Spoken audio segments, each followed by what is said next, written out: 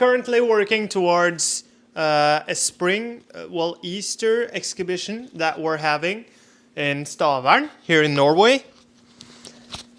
It's been a fun journey this far.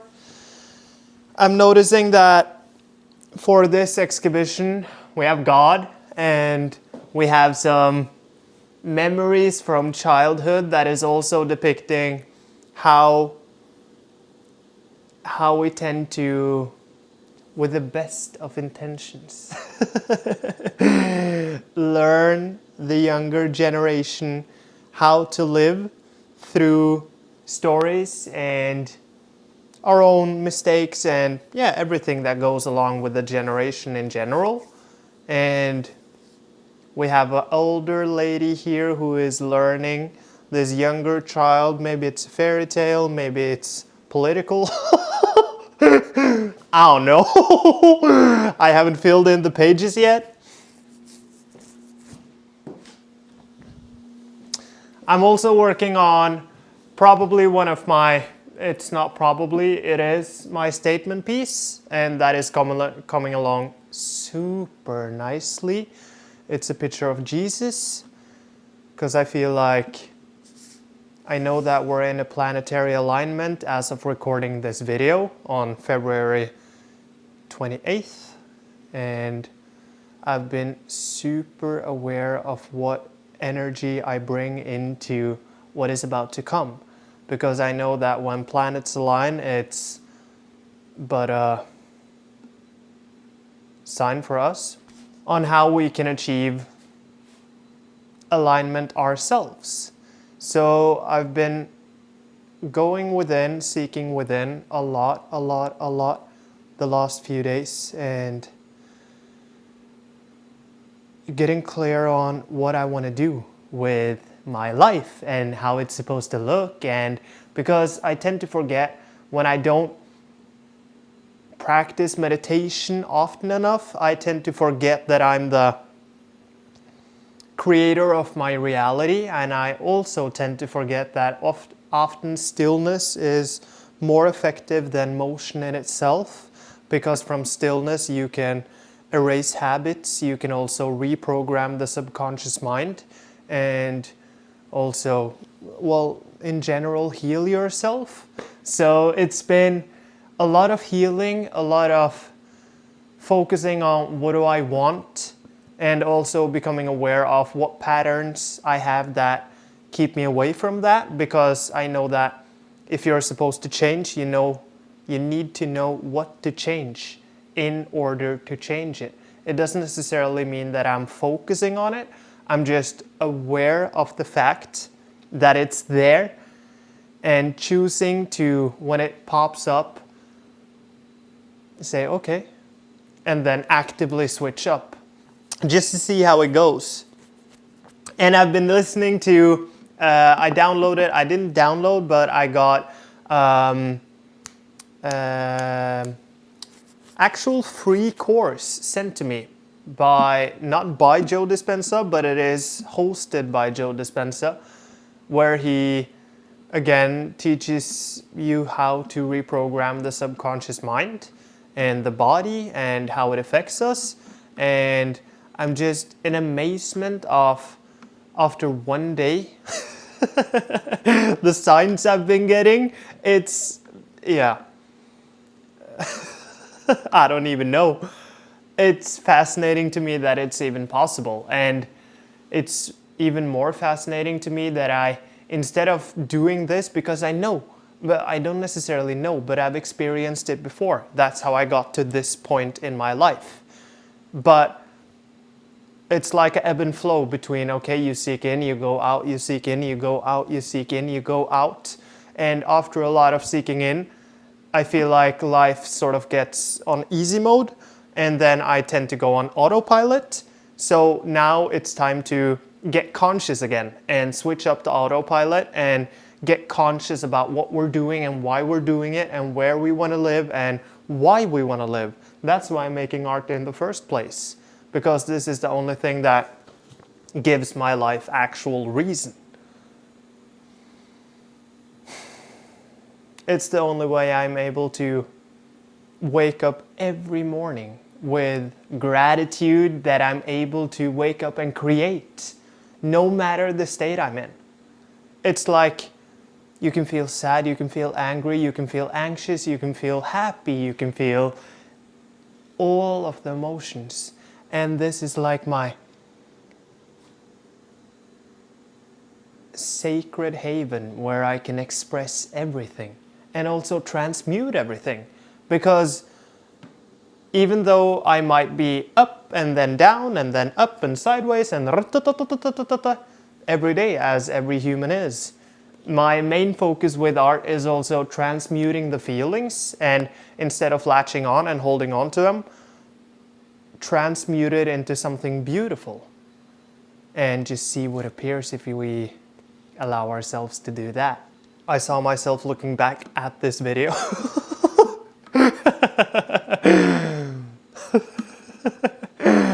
Dochi moment.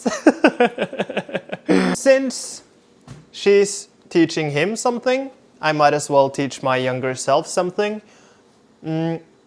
Probably the most important thing that I've learned as of this moment is that your thoughts become your feelings, and thoughts and feelings combined create habits, and those habits are revolved around, well, as Joe Dispenza says, like your personality becomes your personal reality. So be conscious and wary of your mind. And a lot of the things that's going on in there are subconscious. So probably the biggest tool that I've used as of this moment is writing. Definitely writing.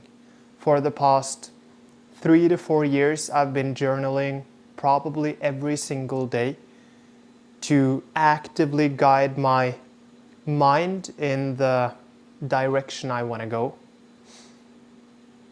And your mind can create the most wonderful things you can imagine, but it can also be your biggest enemy, as you know. So, but you get to choose which side you want to be on.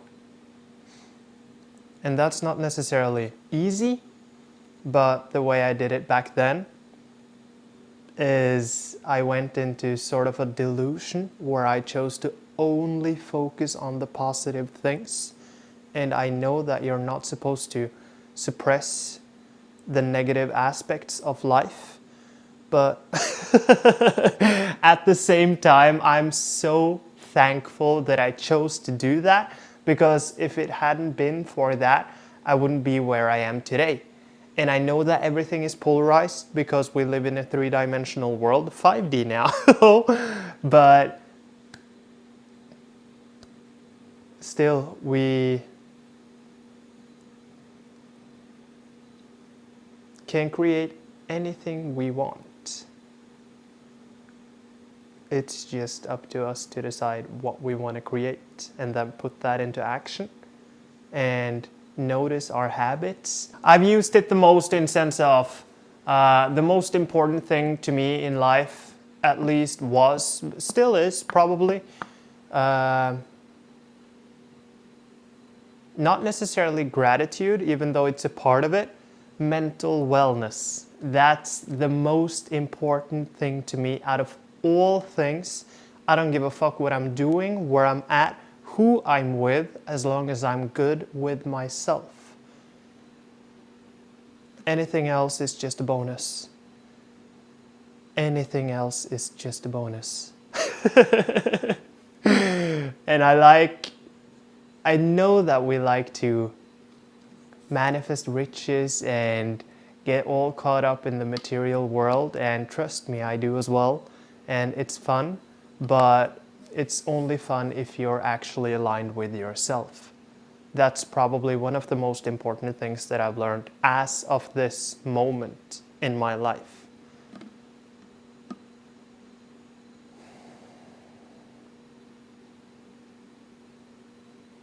Also, delusion can sometimes be helpful. I'm fascinated by reality because it's so subjective.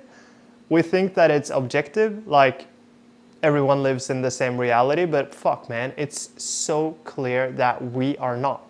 We are absolutely not. We are living in how many people are there on this earth? That's how many realities are present in this moment right now.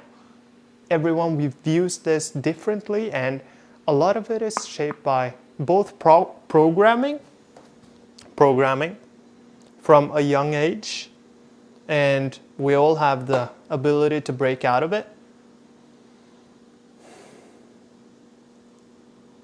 I would say probably all of it is shaped by our present thoughts, at least when you become aware. If you're still on program, that's not on you, that's the program running. But as soon as you get conscious about the program, it's all you. And taking accountability of life as well is, I used to play the victim a lot. I don't even know why. I guess I was just programmed that way. Like everything happens to me. Da, da, da, da, da. But I also realized that everything is happening from me, not to me. Big difference.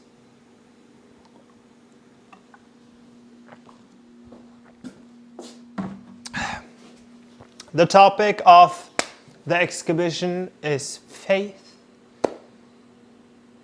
Blind faith. That's why I'm painting Jesus as well. Blind faith is definitely fascinating to me, because I like when Jesus said, let the sick man say he is well, let the poor man say he's rich, and I feel like that's what I've been doing for the past maybe 3 years without realizing it, just constantly denying reality in order to step into the reality that I want to create. But also go with the flow, obviously. There's a fine line here. A lot of thoughts going into what will probably be 9 pictures. And I know that this and this doesn't necessarily reflect what I just said, but it's a journey, and I just have to go through it to actually know what I'm supposed to express. Let Source take control, honestly. Faith. I have a good feeling about it. It's gonna be good. It's gonna be good. Until further notice. So much love. Thank you for listening to me yapping for I don't even know how long. I'm gonna go to bed now.